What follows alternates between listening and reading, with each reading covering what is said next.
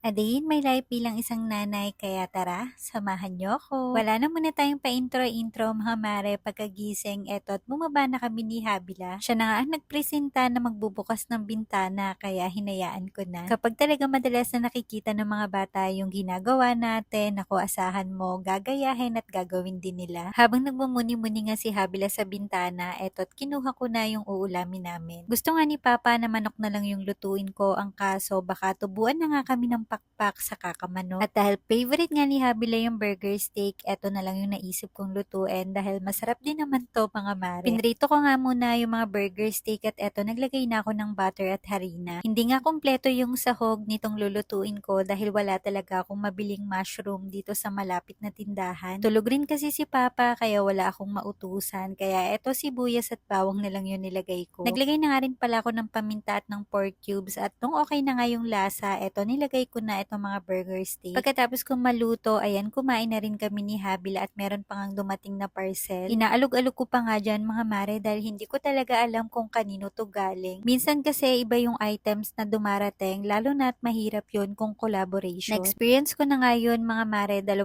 beses na bali mali yung items na napadala ni seller. Kaya ang hirap lang talaga noon nagawa ng content dahil wala kang ang hawak na items. Na-experience nyo na rin ba yung ganon mga mare? Anyways, kinabukasan na nga pala ito pagkagising. Ayan, inamoy-amoy ko muna ang batang maliit. Ewan ko ba kahit toddler na si Habila, grabe, pag nanggigil talaga ako, lamutak na lamutak ang bata. Kahit kasi malaki na siya, pakiramdam namin ng papa niya, baby pa rin siya. Pagkatapos ko nga palang maayos yung higaan, bumaba na kami at nagsalang na agad ako ng sinaing. Halos alas 3 ng umaga na nga kami nakatulog ni Habila kakapanood ng movie kaya tinanghali rin kami ng gising. At para mabilis ang luto na nga lang mga mare, etong luncheon meat na lang yung niluto ko. Ewan ko ba pero sinusulit na nga namin yung pagmumovie marathon sa gabi dahil sa susunod mga mare may pasok na si Habila at paniguradong hindi na nga namin magagawa yung ganito. Nagprito nga rin pala ako ng Shanghai pandagdag ulam at meron ngang dalang chicharon si Papa kaya inulam ko na rin. Ewan ko ba kung ako lang pero gustong gusto ko talaga yung chicharon na isasawsaw sa suka tapos uulamin. Nako, kapag ganun yung ulam, mas napaparami talaga yung kain ko at nakakadalawang balik nga ako. Pagkatapos nga pala namin kumain, napaliguan ko na si Habila at eto, gagawa nga ako ng masarap na merienda. Meron nga kaming natirang saging at naisipan ko na banana pancake na lang yung gagawin. Bali, etong mini food processor from Hodek nga pala yung gamit ko mga mare. Napakaganda nga nito dahil glass na. Tignan nyo naman, napaka-aesthetic ng design. Wireless na to at rechargeable mga mare kaya pwedeng-pwede nyo rin panggayat ng mga bawang or sibuyas. Nako, kung meron ka nga nito, mas mapapadali yung gawain mo sa kusina. Malapit na naman ang abutan ng expiration etong aming pancake kaya lulutuin ko na. Hindi talaga kami mahilig kumain ng ganito mga mare pero etong banana pancake na ginawa ko, sobrang nagustuhan ni Habila. Dito ko na nga niluto sa hot cake maker ko from Hodek mga mare at gamit na gamit ko rin to. Yung mga ganitong gamit sa kusina, mas napapadali yung gawain nating mga nanay. Pwedeng-pwede mo nga itong pang-umagahan or di naman kaya pang-merienda ng mga bata. At dahil nalalapit na nga yung pasukan, ako mukhang mapapanay yung paggawa ko nito para sa pangbaon ni Habila. Saglit ko nga lang naluto mga mare at eto tinawag ko na ang bata, bali nakagawa nga pala ako dyan ng 5 piraso. Etong 2